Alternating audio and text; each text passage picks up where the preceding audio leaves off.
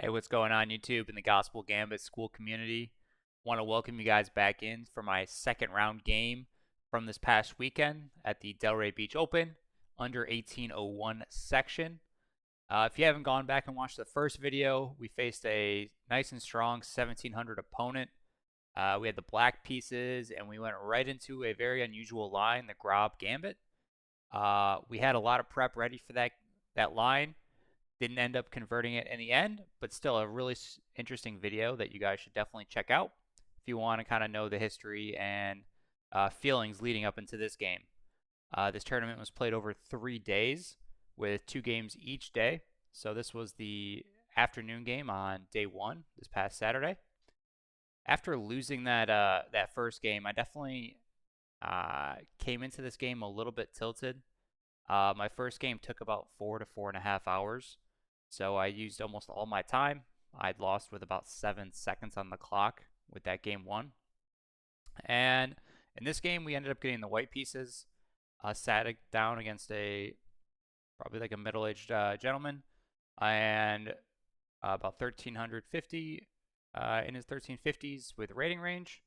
And we got right down to it. So right off the gate, E4, and the moment I saw G6, my tilt came back definitely a little bit more, as this is probably one of the openings where I'm the least studied. I study a lot of against E5, against the Carl Khan, against the Sicilian, even a little bit against the Scandinavian, or even the Philidor defense, all sorts of different openings that black can throw against you, the French defense. So out of all of those openings from black that I had studied, G6 is the one that I had not looked at all leading up to this week. And in the spirit, I remember, I've watched Grandmaster Narditsky's videos a bit, and I kind of went for a setup that he suggests, though I did not do it correctly. And by move 10, I definitely had a worse position. And as you kind of see, we definitely take the center after G6. And after our opponent plays Bishop G7, I went for this C3 idea, which Grandmaster Narditsky's kind of talked about in the past. It's very strong, as black's bishop now is, like he likes to say, biting on granite. And now we can develop the rest of our pieces and continue our game. After the move D6, which is very common, usually in order to win this piece, you see white try to develop their bishop after develop their bishop after knight's f3. So we delayed our knight from developing, going with our light square bishop first, and then our dark square bishop. And after black castled, at this point I decided to play h3, which is definitely a reasonable move. And here black decided to strike right into the center. As you can see, the computer definitely wants us to either trade here on e5, leaving us with some pawns here in the middle, or develop, let's say, the knight to d2 or knight to f3. Again, like I said, I was definitely kind of tilted off that first game. I had in that 1 hour break that I had looked at the position, saw that I was +6 or +7, and ended up not closing that deal out. And you should never have this attitude, but I was sitting down against someone lower rated than me, and I just wanted to kind of have a aggressive game here in the middle game and see if I could outplay my opponent, which led to me playing the move f4, which is, like the computer says, it's a blunder. It puts me in a bad position here. My goal is, if let's say they don't take, or if they take this way, well, knight to f3, castle, and we have a huge pawn center trying to storm down our opponent's board.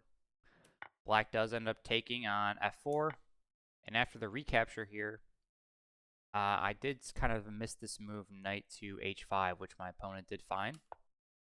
And at this point, like you can tell by the computer, about -1 to -1.5, depending on how long we let the computer run.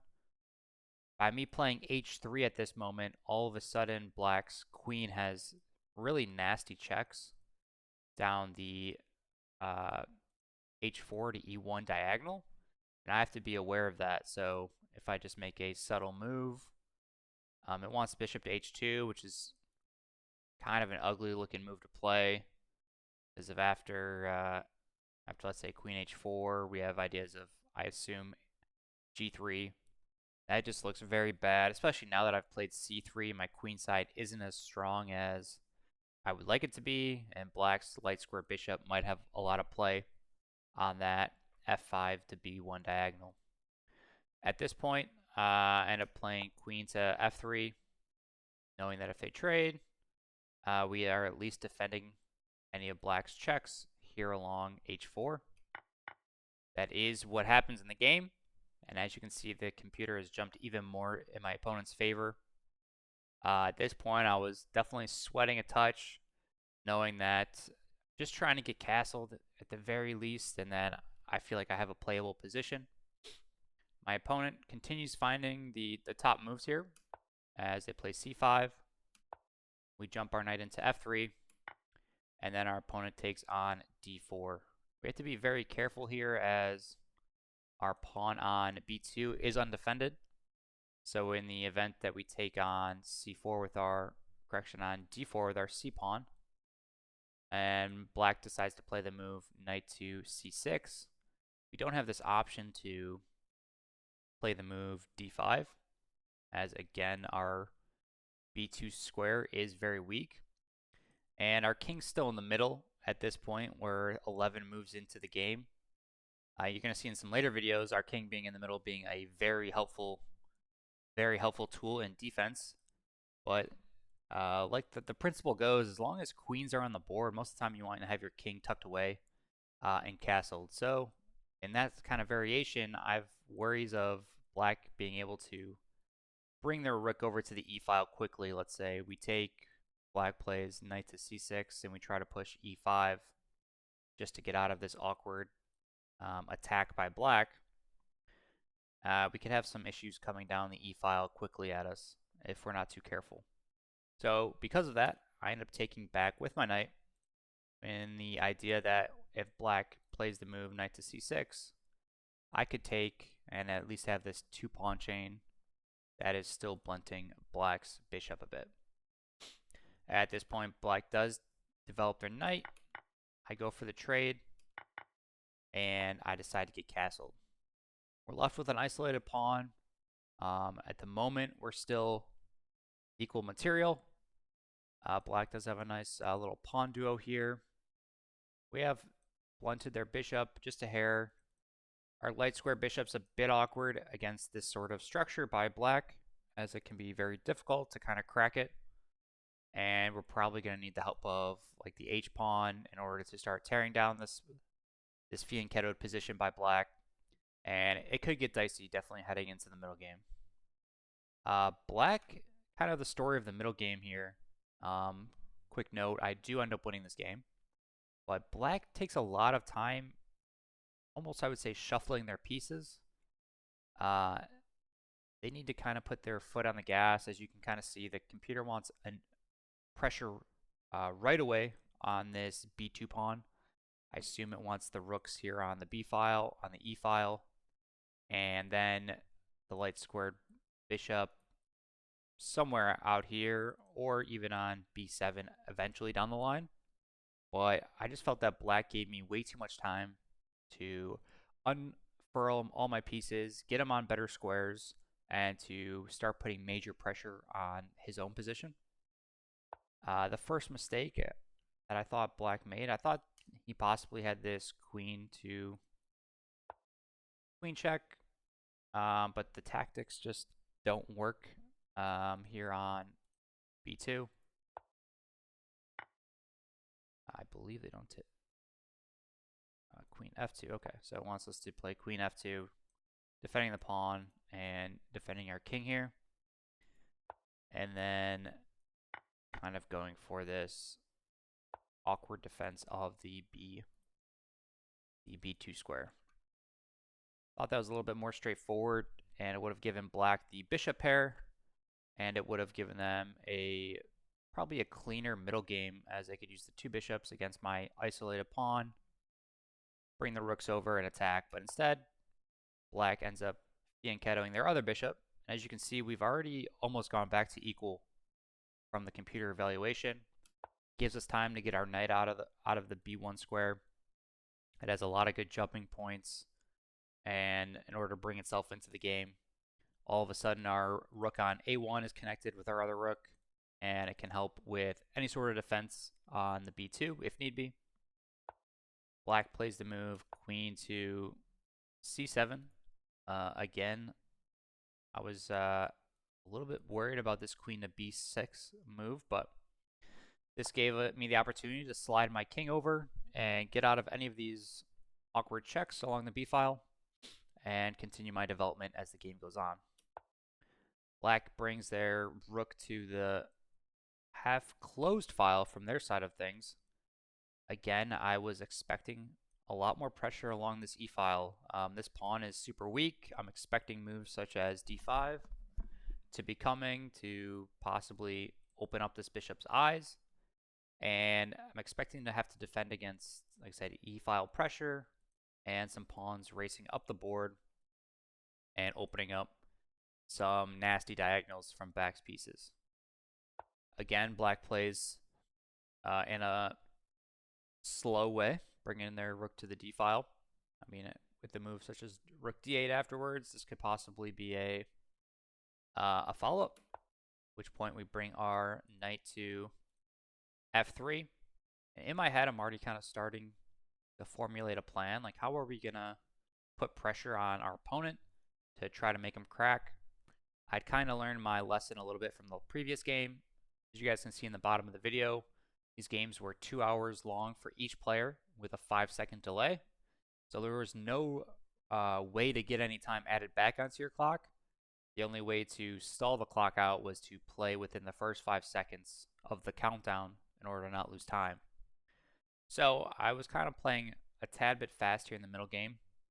I do end up getting my opponent's clock down to, I believe, under 5 minutes left. So putting a lot of time pressure on my opponent and starting to hopefully find cracks as the middle to late game starts to happen. So once I was able to get my knight to d2, I was thinking of a few different knight jumps here and seeing which part of black's position can we strike at the most. And I ended up defaulting to this f7 pawn.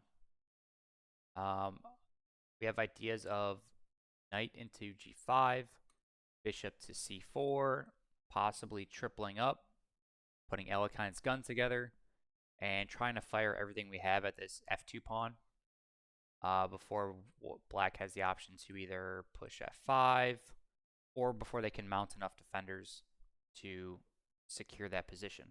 Black's light squared bishop's a little awkward as it cannot help in the defense at the moment. And again, we can bring at least 1, 2, 3, 4, 5 attackers onto this f7 square if we can get everything lined up. And so that's kind of my middle game plan here, is if we can win this pawn and maybe have a rook left on the 7th rank, we should have really good winning opportunities. Black pulls their rook up to d7. At this point, we continue on with our game plan. This piece is I think the most important, as it helps stall any pushes on d5. And if d5 happens, or any other attacks on this bishop happen, we can slide it back to b3. And it just helps with any defense of pressure along the b file against our pawns on the queen side. Black ends up playing the move h6, kind of getting rid of any ideas of knight hopping into g5. At this point, we bring our rook to the middle, again reinforcing any sort of pushes, really trying to tell black, hey, I don't want you to push your d-pawn into the middle of the board. As right now, there's just tactics where we can remove some defenders from the d5 square if they decide to push. Black now takes 2 moves to bring their rook all the way over to e7. As you can see, the computer says, okay, you played rook here, then you rook up. Why don't we just double if that's your game plan? So the computer wants black to really start pushing these pawns and putting pressure on me. I've had the last 4 to 5 moves to really untangle my pieces and put them so that they're coordinating on a single point in black's position. At this point, black plays queen to d8. I slide my bishop back now, as on the d5 push, I no longer am able to take black's queen. So I want the option where if black pushes d5, I'm not forced to take back on d5. I could possibly push the move such as e5, or on the move such as d5, maybe I can bring my knight into e5 and win the dark squared bishop back and have a same color bishop endgame moving forward. Black brings their queen over. And at this point, again, like I was talking about, all my pressure I wanted to direct at f7. So rook to d2, rook to f2 was the game plan, if possible. Putting the triple pressure on here. The rook's guarded, so we're not too worried about any sort of tactics at the moment. And black ends up doubling their own rooks finally on the d file. But as you can see, it's taken, since the time we played knight to d2, that was on move 15. We're already on move 21, and I've been able to really get my pieces into position. And here is the start of our game plan. Knight to h2, which technically not the top move. Wants us to go right for e5. Probably trying to win,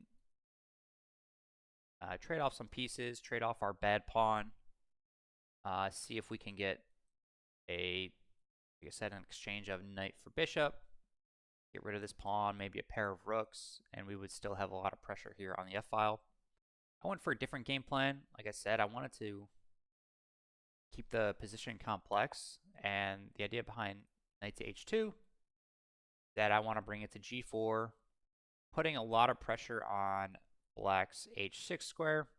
If we ever get him to push, or if he ever does push, maybe we have ideas of jumping into f6, forcing the trade. We're able to double up our rooks after that, and then it does become very difficult for black to defend f2. Black makes what the computer considers the first blunder that they've made.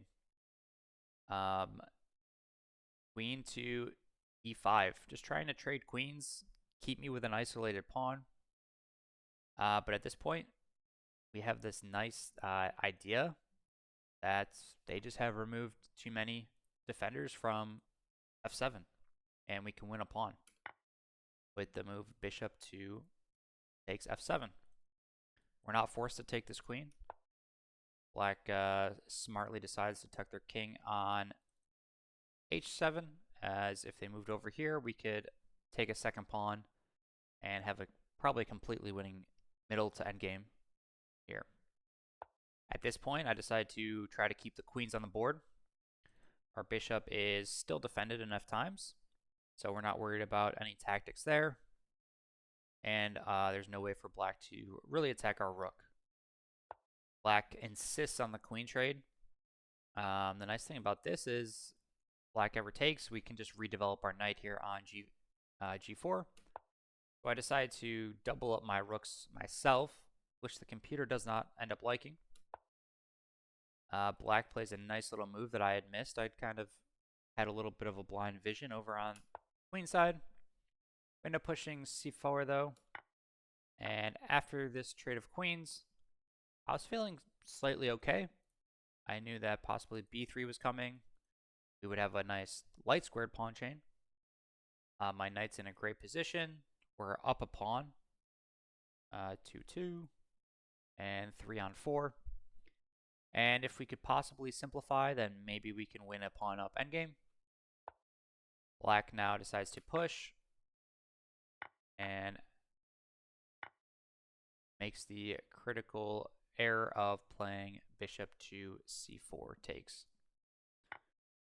This leads to some tactics where we take on c6. After black takes, we take here again. And in order to not lose their bishop, because right now we're defending our own bishop, black does not have the opportunity to take this pawn. So they bring it backwards. Now at this point, I felt like there was a way to tactically defend this pawn, but I just could not visualize it in my own head. And kind of how it works here is that if we play, let's say, bishop to e6, and black tries to take the pawn here, we can just simply play the move rook to d2, and black is either going to give up their rook or they're going to give up their bishop. Either way, for whatever reason, I just couldn't visualize it. I was looking at all sorts of moves this way with my pieces after bishop to e6 or even bishop to e8. I just wasn't visualizing the rook over, which is just a simple blunder on my part. So I went for this other idea of just trying to get my rook involved, get rid of this dark square bishop that's pointed at a pretty weak pawn on my own squares. Black finds the very nice move of king to g6. You know, we had some ideas of putting pressure on the g6 pawn. We drop our rook back. And at this point, we do end up heading into an endgame with, I think my opponent might have had 15 minutes on their clock, give or take, somewhere between the realm of 12 to 15 minutes. We're up a pawn. It is same colored bishops, so there's some possibility of some fireworks to happen. And I believe we have the better positioned rook right now, as we're defending all of our pawns. Black's king is completely cut off from the board at the moment, and I was just kind of praying that black would not be able to hold this endgame. Obviously, as white, we have a slight edge, and no matter what, we should be the one playing for the win at the end of the day, if not falling back on the draw. Our opponent plays rook to e8. We just step our king up. I want to be able to move my rook and other pieces around without black having the opportunity to check my king and possibly get behind my other pawns. Black starts pushing their pawns, and at this point, my idea is to try to get these pawns rolling, get my rook behind them, and see what we can do. We end up trading light squared bishops, and black simply falters here in the endgame. My endgame is not perfect either. This is definitely something I'm going to have to do a better job of. It wants rook to c4, putting pressure laterally and supporting the pushes of our pawns. At this point, we're able to get our rook all the way to the 6th rank and slide it over to a6. At this point, I know that we are able, if we want, to trade off this pawn for one of our own pawns. And we're going to have time, at the very least, I believe, to bring our king either over to the queen side, or black is going to have to bring their king over to the queen side, at which point we are going to be able to possibly eat up these pawns here on the king side. And then we go again with these pawns. So again, my endgame is just not clean, but my opponent is blundering as well. This idea here was that after I pushed the b pawn, I thought I wanted to be on the inside of the board, as so I could give checks and possibly get behind the pawn to help support it in the long run. Black ends up making the critical mistake of pushing a6 here. I was assuming we were going to get either something like this or something like this, and then again, in which case we just get our rook here, put some pressure on g5, defend b6, and we try to bring our king into the game. Instead, black pushes a6, and at this point, I'm feeling confident as black's rook is pretty much trapped. This pawn is completely trapped, and we are just able to win black's a6 pawn. Black's king is going to take way too long, get to a5, and if they end up playing here, we can eat this pawn. Black has to go there, and then we can eat the pawn on h4, and we're going to have a 3-pawn advantage against black's pieces. So after the move, rook to g7, my opponent did end up resigning. I was thankful to come away with the win in this game. Again, some emotional play there in the first 10 moves. After that game, later that night, I went back and rewatched some of the videos and looked at Grandmaster Narditsky as well as International Master Mark Esterman's Lead Chess page to see kind of how they play against this modern defense. So if I see it again at some point, hopefully I can be better prepared. It showed me a hole in my own opening prep that I'd like to get resolved and kind of get a better line that I can train for on Chessable or another Lead Chess study. This was a great way to end day one. Again, I thought I was going to have a win on the first game, and then in the second game, I was fighting for my life, ended up getting the win there. So we kind of wash out. We end up day one with a 1 win, 1 loss, scoring 1 out of 2. There's going to be no round 3 video as I took a bye on round 3 Sunday morning in order to go to church. And then we will be coming back with our round 4 video tomorrow as we go on a bit of a heater there in rounds 4, 5, and 6. So you definitely want to come on back. Stay tuned. We have some pretty cool games with our king staying in the middle of the board for 2 white games where queens come off the board early. We finally get the chance to use some opening prep against the Caro-Kann.